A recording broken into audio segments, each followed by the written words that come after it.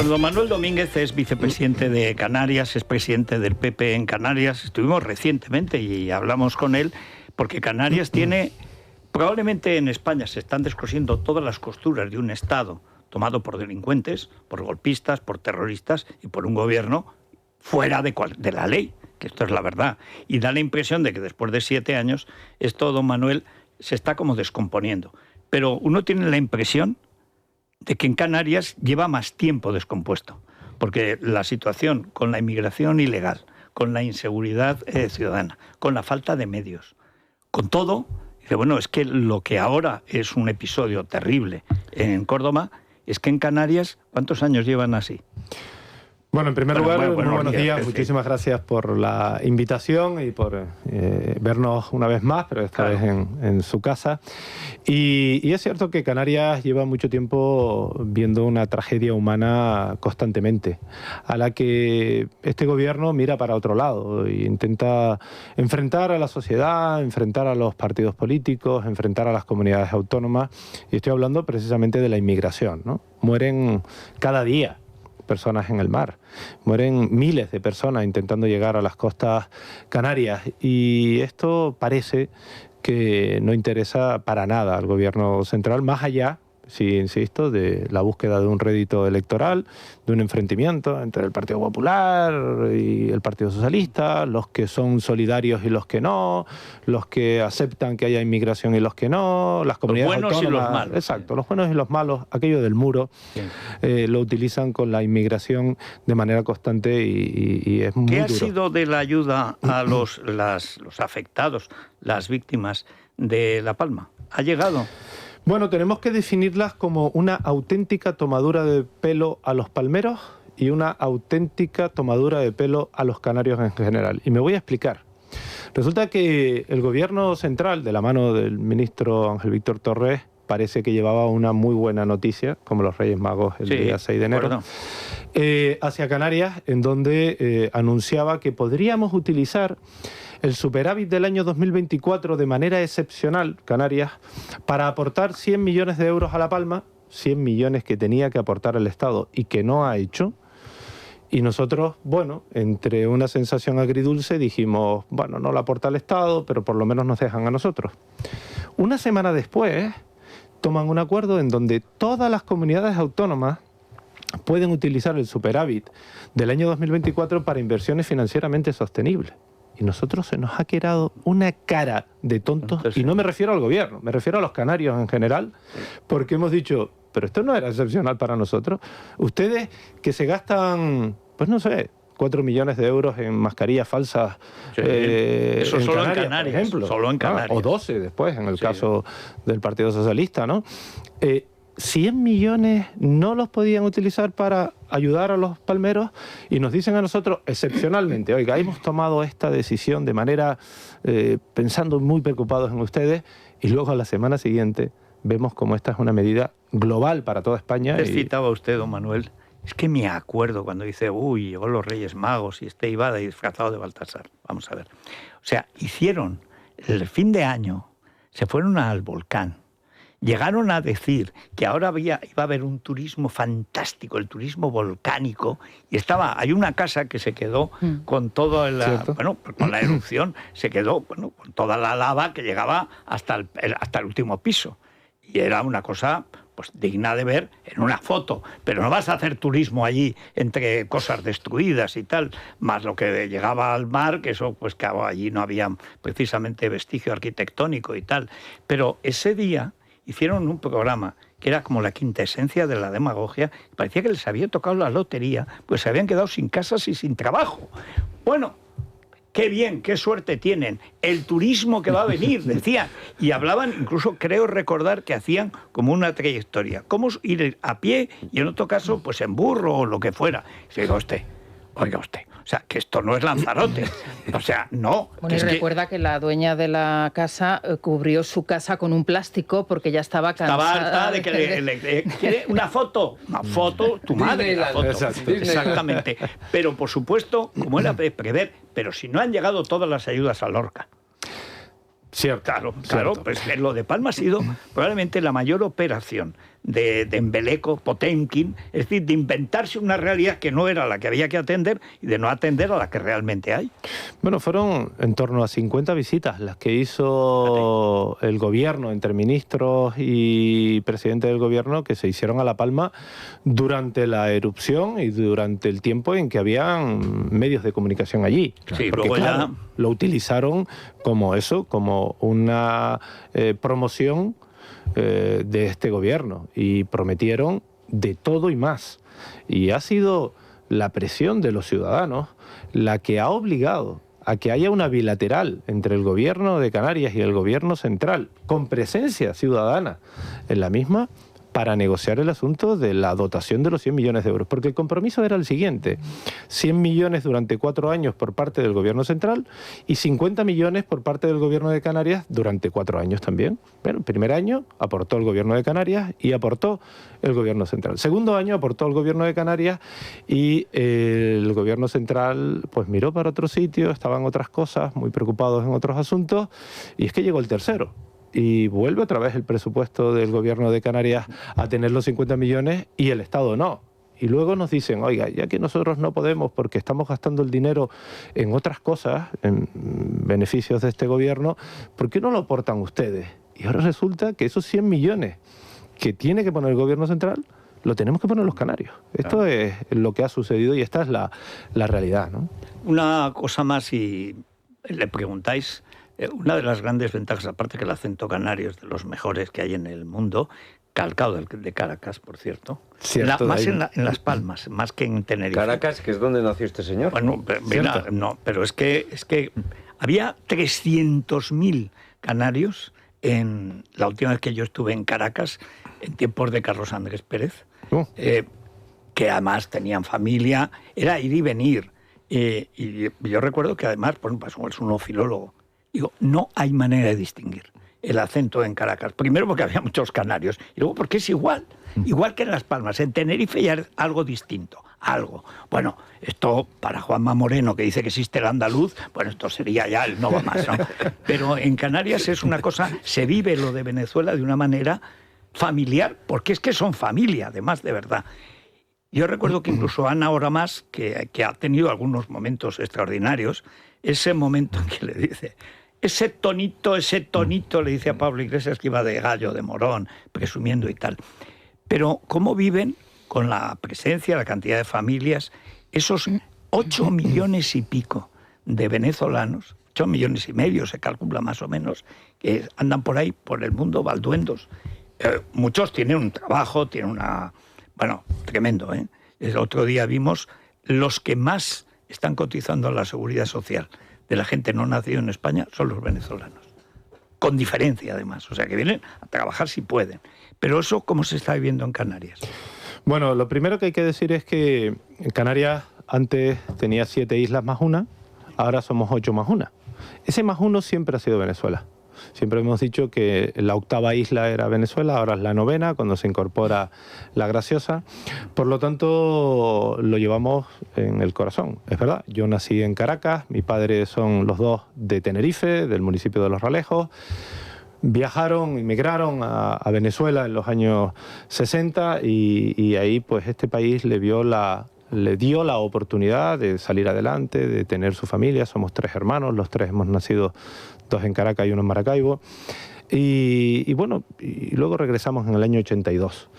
¿Qué es lo que sucede para un canario cuando ve lo que está sucediendo en Venezuela? Pues que se nos parte el alma, ¿no? Porque ese país nos dio una oportunidad única, porque ese país es nuestro vínculo directo, tiene nuestra sangre y nosotros tenemos la suya, y nos dio la oportunidad de comer incluso en determinadas ocasiones.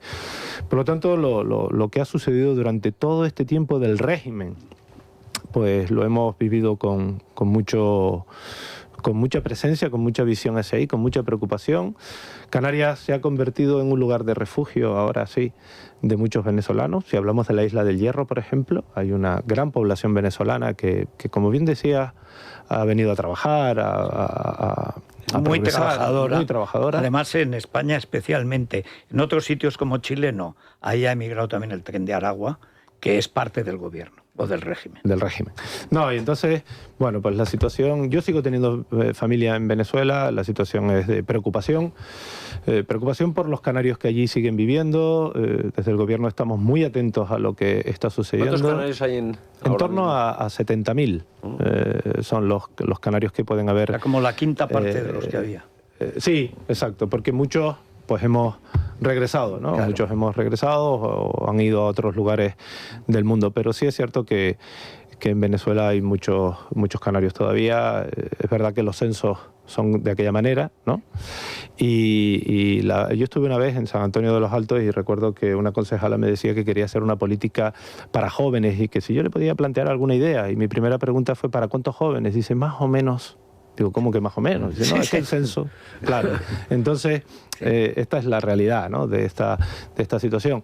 Y ahí, desde el gobierno, pues seguiremos apoyando a Venezuela y a los canarios que están en Venezuela indiscutiblemente como se merecen, como es de justicia y estamos pues muy atentos a lo que va pasando día a día allí. A ver.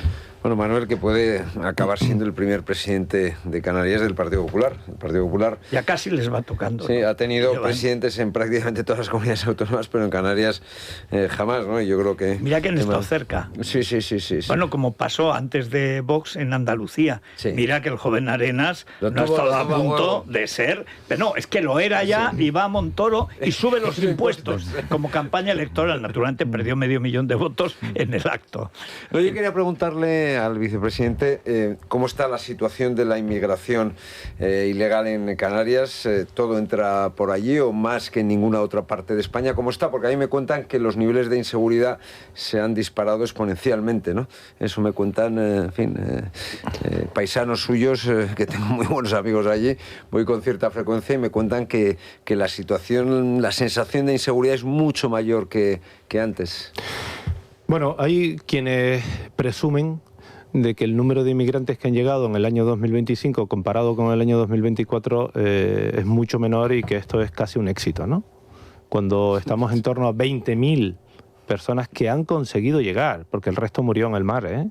Es que esto, a mí me gustaría saber dónde están los derechos humanos. ¿Hay alguna estimación de Sí. si llegan 20.000, cuántos se puede estimar? En torno a, dicen las ONG, Sí. porque estos son datos de las ONG, que estábamos hablando en torno a 3.000, 2.500, 3.000 fallecidos en ese trayecto, ¿no? Es la ruta del mundo más peligrosa en cuanto a la inmigración irregular, ¿no? Y en este sentido, pues la inmigración que está llegando a Canarias, que insisto, algunos presumen de que es menos, nos está provocando un caos importante. Por un lado, menores. Hay menores no acompañados que son los que tienen derecho a asilo político, que el Estado dice que los ha atendido, eran en torno a 1.000, y yo creo que si han atendido a 600 son muchos, y la mayoría se lo han llevado a Las Palmas de Gran Canaria, a unas instalaciones que se llaman Canarias 50 que están allí, y nos negamos rotundamente a que esto siga siendo así, porque ya decía el Supremo que hay saturación en Canarias, por lo tanto hay que sacarlos de Canarias. Y por otro lado están los menores no acompañados que llegan y nos vendieron en aquel momento que la modificación del artículo 35 de la Ley de Extranjería sería la gran solución. Se acabaría el problema de la inmigración y sin embargo los menores siguen estando en Canarias. No se cumple. Bueno, nosotros estábamos 5.000, ¿no? en torno a los 5.000. Ahora hay algunos que ya no están bajo esa protección de la comunidad autónoma, sino del Estado, y las cifras se han ido manteniendo. ¿Cuál es mi sensación? Y esta es una opinión muy personal. El Estado no ha querido actuar para que los menores vayan cumpliendo la mayoría de edad. Y entonces ya, oiga, esto ya no es problema mío. Lo sueltan en Madrid, entonces, Alcalá de Henares. Claro, esa es mi sensación, porque a nosotros nos dijeron, y mire que hubo bronca con otras comunidades autónomas, que cuando se modificase el artículo 35 todo se acabaría. Incluso que las pateras no saldrían de África, ¿eh? Y esto todo ha sido una farsa, bueno, como casi todo lo que nos ha vendido el gobierno de España, ¿no? Ya han visto ustedes lo que pasó con La Palma, que estábamos hablando anteriormente.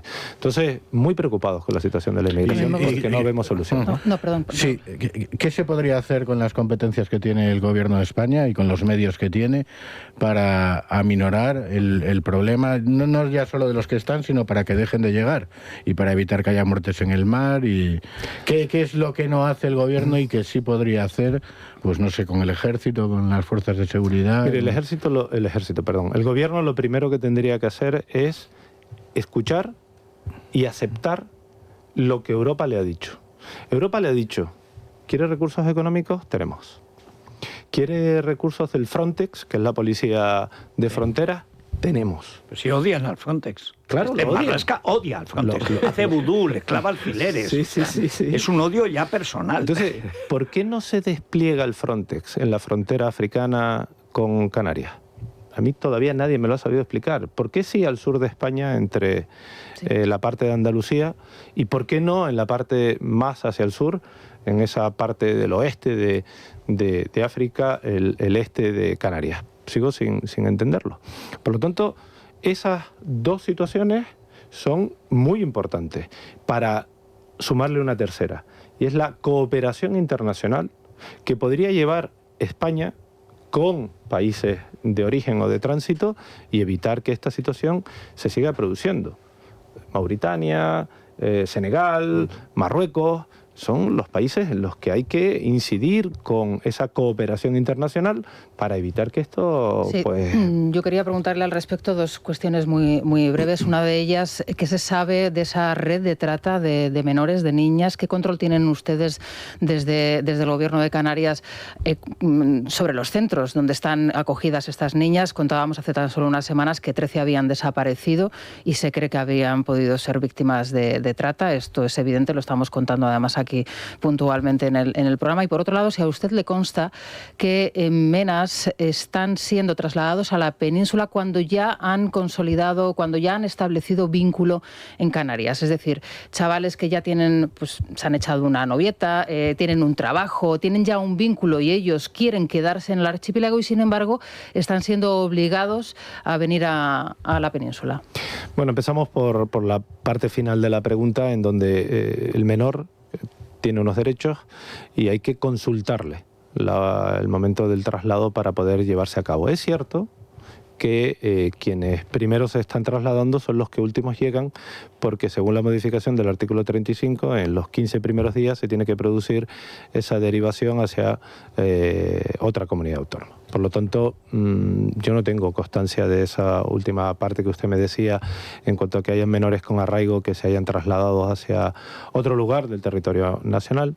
Y con respecto a la posible trata de menores en Canarias, hemos actuado de manera contundente y está bajo secreto de sumario con la Policía Autonómica en algunos de los casos para de esta manera esclarecer toda la situación, y hemos intensificado todos los protocolos posibles que estén en nuestras manos para garantizar la seguridad y saber si es cierto o no las denuncias que se han producido al respecto, ¿no? ¿Aparecieron esas niñas? ¿Aparecieron esas 13 niñas que de repente ya no estaban en el centro de acogida? Bueno, está en ese proceso de análisis de esta información para saber si ya se ha solucionado, si en qué momento nos encontramos y cuál ha sido la situación. Es que a nosotros nos ha preocupado mucho, por eso sigo sin entender por qué aquel protocolo. Les voy a contar algo que a mí me puso la piel de gallina, ¿no? Me erizó, porque no sé si es por la sensación de ser padre, pero ahora se las cuento. No entiendo por qué ese protocolo se nos tumbó judicialmente, cuando lo que pretendíamos es garantizar la seguridad del menor. Mire, a mí me llama el presidente a su despacho y me dice: quiero compartir contigo esta información. Oye, mira esto que tengo sobre la mesa. Era un folio en una hoja de Excel con anotaciones a bolígrafo y con 2 firmas en la parte inferior. Y yo le digo: ¿y esto qué es? Bueno, esta es la hoja de recepción y entrega de los menores no acompañados que llegan a Canarias. Era una hoja de Excel, insisto, en la que en la parte superior aparecía nombre, procedencia, edad, fecha, no recuerdo todas las casillas, y a bolígrafo decía: ¿usted cómo se llama? Mohamed. ¿Qué día nació? Todos nacen el mismo día, el 1 de enero del año no sé qué, porque todos saben lo que tienen que decir. ¿Cuál es su lugar de procedencia? No lo sé, etcétera. Y al final firmaban 2 personas, funcionarios no. Y yo me escandalicé cuando vi aquello, porque digo, yo fui alcalde y cada vez que había que hacer algún tipo de actuación con respecto a un menor, allí tenía que firmar un funcionario. La recepción y la entrega. Y en esta ocasión no sucedía de esa manera. Por lo tanto, esas son las cuestiones que queríamos... ¿La firma es de alguien de una ONG? Claro. Y que no sabes en qué parte de la mafia están. Bueno, porque hay que recordar que el Open Arms, la primera actuación de Sánchez, fue decir, venid a mí sin distinción, que conmigo vais a alcanzar la gloria. En el Open Arms y en otras. El problema es cuando han denunciado que las ONG son las que avisan a la mafia de cuándo tienen que salir. Yo, sin decir que nadie tiene culpa de nada, lo que sí es cierto es que hay unos protocolos de actuación, ¿verdad? Y que aquí tenemos que dar fe de determinadas situaciones. Y estamos hablando de personas que llegan y personas que se entregan para su cuidado y su tutela, y el gobierno no participaba. Es decir, si nosotros somos los tutelantes... ¿Pero y cómo le llama el presidente para unas firmas que no son de nadie de la administración? No, el presidente del gobierno de Canarias, quiero decir, Fernando, claro, para compartir conmigo como vicepresidente que su preocupación. Claro, bueno, claro, pues que actúe. No, actuamos porque fueron en los primeros días, eso fue en los primeros días de gobierno. Pero es que eso sigue. Yo recuerdo que hace como 3 años o 4, El Mundo sacó una infografía muy detallada de cómo era el tráfico de pateras. Y estaba justo enfrente de Canarias las bases de donde salían todos los días. Que eso, una actuación solo en una noche del CNI, por supuesto quema todo el tinglado ese, no hace falta que haya ninguna víctima, y durante 2 meses no sale ya una patera. Se van al menos a otro sitio, pero dejan a Canarias en paz. Nunca han hecho nada. Nada. Ni el Ejército, ni el CNI, ni dejan a la Guardia Civil, y el Frontex está prohibido. El Frontex está prohibido. Dice, no, el Frontex está en Canarias. Sí, es verdad. Ahí creo que son 50 agentes con labores administrativas. Sí, hay una oficina del Frontex. Sí, hay una oficina, es verdad, sí. Cierto. Pero no hay una labor de vuelo, de control de las fronteras, de evitar que mueran personas en el mar. Y tiene usted razón, porque es cierto que en la otra parte de la costa, bueno, la costa de Almería, Murcia, ahí se hace un control exhaustivo para el narco, precisamente, para controlar, entre otras cosas, el narco. Y también la llegada de pateras por otra ruta, ¿no? Y ahora también Baleares, porque vía Argelia empiezan a llegar directamente a Baleares. Pero fíjese lo que ha sucedido en las últimas fechas, de lo que han sido capaces de detectar con respecto al narco en Canarias. Pero es que se ha abierto una brecha importantísima también de tráfico, de drogas, etcétera, de todo a la vez. Por esta vía, porque, claro, si saben que pueden entrar personas sin que nadie las detecte, si saben que pueden haber pateras, esté el mar bueno o malo, si pueden haber llegadas a nuestras costas y nos enteramos porque llaman por teléfono. Oye, es que desde la patera llaman por teléfono al 112 para decirle, oye, estamos en alta mar. Ya estamos aquí, ¿no? Ya estamos aquí. Entonces, claro, pues ahí las mafias aprovechan esas circunstancias para cualquier tipo de tráfico a través de Canarias, ¿no? Vamos a hacer una pausita. Bueno, hay que recordar también, y es verdad que la semana quizá no acompañe, mañana se inaugura Fitur, Federico, la gran feria del turismo. Bueno, y por supuesto, Canarias hay que decir que ha mejorado, porque además es que en Canarias el turismo está muy bien tratado, sobre todo si son capaces de controlar la seguridad, si les dejan. O sea, Frontex debería estar fijo allí, vivir allí, tener 1000 agentes, y serían pocos. ¿Cómo se hace con 20.000 personas que entran ilegalmente? Y que el gobierno además no tiene ninguna voluntad de resolver, porque en Canarias afortunadamente no... Y que todos han nacido el mismo día, que es un caso único en la historia de la humanidad. Todo el mundo nace el mismo día. Va a ser la Revolución Francesa. En fin, don Manuel, bueno, si se queda con nosotros, vemos lo que nos dicen los que nos están llamando a propósito de lo de Córdoba. Yo insisto, no dejen que rompan la cadena de custodia, no dejen salir una sola prueba de allí, que ya pasó el 11M. ¿Y la vía rota? La vía rota allí, y que no se la traigan a Madrid, que aparece en la Moncloa cualquier día de adorno. Entonces, en fin. Es la mañana, es radio. Bueno, Silvia, ¿por dónde van hoy los oyentes y los que nos siguen en YouTube? Síganos en YouTube, ¿eh? O sea, hay más de 800.000 personas que todo lo que estamos dando, además luego les avisamos. Hay una entrevista, hay una noticia, vamos a entrevistar a fulanito, a menganito, vamos a contar a qué podólogo, a Begoña, alguna cosa así, digamos, irá un podólogo, ¿no? Espero que sí, espero. Sí, más que nada por si alguien le da la patada esta alguna vez. A Puente, por ejemplo. Es que lo veo venir.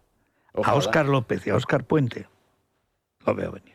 Óscar López, por cierto, que está haciendo, protagonizando una pequeña guerra civil contra el jefe. Sí, señor, ya lo intentó con los prostíbulos. Exactamente, y a ese día, la carga. Por eso me acordaba ya del podólogo de Begoña, que lleva tiempo sin aparecer. A lo mejor es que se ha lesionado el dedo gordo de la coz que le debió meter al siniestro Óscar. El otro día dice Óscar López, dice, ¿cuánto recuerdo a Tierno Galván? Un hombre que nunca atacaba a nadie, que no resolvía... Digo, López, Óscar, que es el otro Óscar Gután del gobierno. En fin. Bueno, el presidente del Gobierno y el ministro de Transportes han exigido que no se politice la tragedia de Adamuz. Son los mismos que han utilizado las residencias de la pandemia contra Ayuso, la Dana contra Mazón, los incendios contra Rueda y Mañueco. Bueno, y ahora dicen que los medios que estamos contando las informaciones que afectan al Ministerio de Transportes estamos instrumentalizando la tragedia a los muertos. Déjame añadir algo que me ha llegado ahora mismo. Televisión Espantosa está...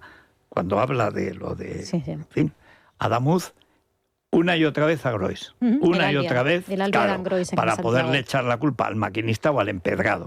Pero tan es así que le han dedicado más tiempo al accidente de Galicia de hace años. Pero esto está pasando ahora en Televisión Espantosa. Bueno, pues hemos trasladado a los oyentes, Federico, si ellos consideran que esto es politización o si lo que pasa es que Sánchez y Puente pretenden silenciar las críticas y las informaciones que están destapando la falta de inversión, la reutilización de materiales, el cierre de unidades de emergencia, las directivas europeas que no estamos cumpliendo.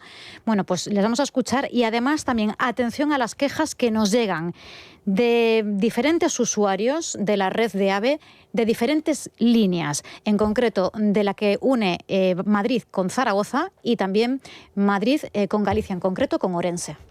Instrumentalización de los muertos. Es que no nos acordamos que hasta camisetas hicieron de los muertos de las residencias de Madrid, que se las llevaban puestas para restregárselas a Ayuso. No nos acordamos de las pancartas de los muertos de la Dana. Creo que el gobierno lo que pretende es acallar a los medios informativos para que no se vean las vergüenzas y el propósito es taparlo todo. A ver, no les interesa que se politice lo suyo porque saben que hay fallos y que lo han hecho mal y porque además si se empieza a estudiar todo se va a ver que la gente que está al mando de todo esto no sirve para nada. Es amigos, cuñados, un primo, un colega de algo. Dinero para la financiación especial de Cataluña, el que haga falta.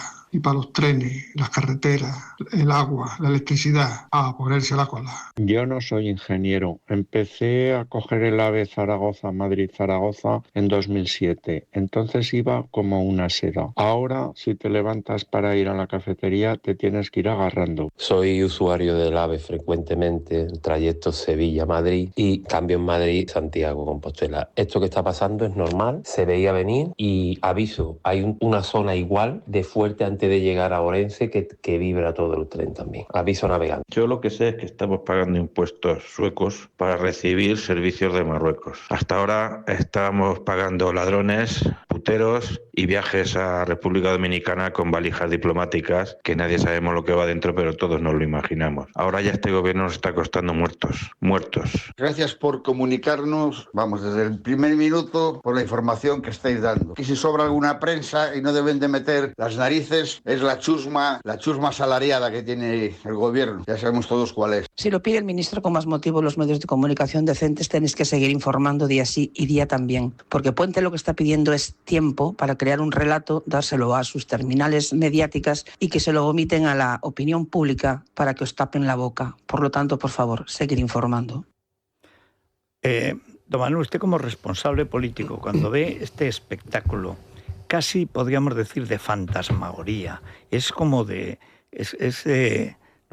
muñecos de Guiñol. Es decir, Puente, que tiene cara de muñeco de Guiñol, es el mono que se rebeló contra Darwin o una cosa parecida, ¿no? Aunque el de Darwin era igual que Rubalcaba, en Anís del Mono aparece alguien que, según el que hizo Anís del Mono, el dueño, celebró hace poco los 100 años, que es muy buena esa botella para tocar los villancicos y hacer cosas con un tenedor. Bueno, pues entonces puso Darwin, le salió flaco y le salió Rubalcaba calcao, pero calcao. Y el otro día, como ya Rubalcaba murió y ya nadie se acuerda de él, dice, ¿ha visto que esos carpuentes que están en nariz del mono? Digo, bueno, pues aquí cada cual se acuerda de Darwin cuando le toca. Pero esto de hacer el relato, que estén ahora ya en televisión hablando del accidente de Galicia para poder culpar a alguien que no sea el administrador de la infraestructura. Porque ahí fue el maquinista y entonces que aquí el maquinista ha muerto. Pero instrumentalización de los muertos, la que vivimos en el funeral de la Dana el 29 de octubre, hace 3 meses. Bueno, menos de 3 meses. Eso sí que fue instrumentalización de los muertos. Y el PP, yo creo que debería, en fin, vengarse un poquito, ¿no? Digo yo. Bueno, yo recuerdo siempre lo que decía Cela de Mariano. Decía buen tipo, pero es muy cagapoquito. Las familias de Angrois siempre han reclamado responsabilidad de la administración. Pero, claro. Por eso el proceso judicial fue tan largo. Pero no sé si eso es politizar. Pero bueno, ¿qué impresión tiene usted, digamos, como político, como responsable, además de una zona especialmente caliente, dirían, que es noticia y va a seguir siendo noticia porque es de las zonas sensibles de España? Y muy sensibles. Es casualidad que el eje de seguridad, que es Baleares, Estrecho, Canarias, sea precisamente el que está con todo lo ilegal, que no son solo los ilegales. Es el tráfico de armas, el tráfico de drogas, el tráfico de absolutamente todo. Bueno, usted lo decía de entrada, el gobierno se ha desestructurado, se ha destrozado y hoy en día tenemos un desgobierno. Un desgobierno que lo que pretende constantemente es crear el relato. Y comparto plenamente con esa oyente que decía que lo que se pretende en este momento es ganar tiempo para crear un relato. Porque esa es su máxima. Su máxima en todo. En la financiación autonómica, en la situación ahora de los trenes, en cualquier situación que suceda en España, es buscar el relato para confundir. Ya no es para convencer a unos sí y a otros no, sino para confundir, para enfrentar, para conseguir que en este momento hayan buenos y malos, para que en definitiva la sociedad esté constantemente pendiente de situaciones que no les implique directamente. Y yo creo que es hora, es verdad, es hora de que se aclaren las situaciones, de que hayan responsabilidades. Yo no me refiero única y exclusivamente a esta tragedia que vivimos en este momento, y que el gobierno deje de intentar confundir a la sociedad en su conjunto y de vetar a determinados medios la información que puedan dar, ¿no? Pues muchas gracias, don Manuel, y mucho ánimo. ¿Cómo ha visto Zaragoza? ¿Cómo vio aquello? Creo que hace un frío que pela estos días. En el parador de Teruel están poniendo calefacción nueva porque querían empezar ahí la campaña. Sí, sí. Pero pasé más frío, estoy pasando más frío en Madrid que en Zaragoza. Bueno, es que claro. No, y el cambio climático. Es que en Madrid hace mucho frío. Es que en Madrid hace un frío ahora que ayer me levanto y digo, pues esto... A ver si estoy en mi pueblo y no me he despertado, porque hacía un frío de Teruel, realmente. Hacía frío de Teruel. Madrid siempre ha hecho mucho frío. Sí, unos 15 días al año y tal. Pero vi a un partido sólido y allí creo que hay muy buenas expectativas para que el Partido Popular en esta día 8 de febrero... Espero que no vendan la piel del oso, en este caso de la osa mayor, que tiene enfrente antes de cazarlo. Porque además hay un escaño en Teruel que ni siquiera es para el PP o el PSOE, es para o Vox o Aragón existe. Es simplemente Teruel. Y ese puede ser el de la mayoría, que son 34 escaños. De manera que yo sí al PP lo veo muy bien, sobre todo cada vez que veo a Pili Juerga. O sea, es que es de no creer la campaña que está haciendo. No hay que vender la piel del oso, eso antes de casarlo, eso es cierto. Pero yo vi a Jorge con mucha alegría. Sí. Sí. Hay que ir a los debates, en fin, esas cositas, a todos. Llevar a todos allí. Bueno, muchas gracias, don Manuel.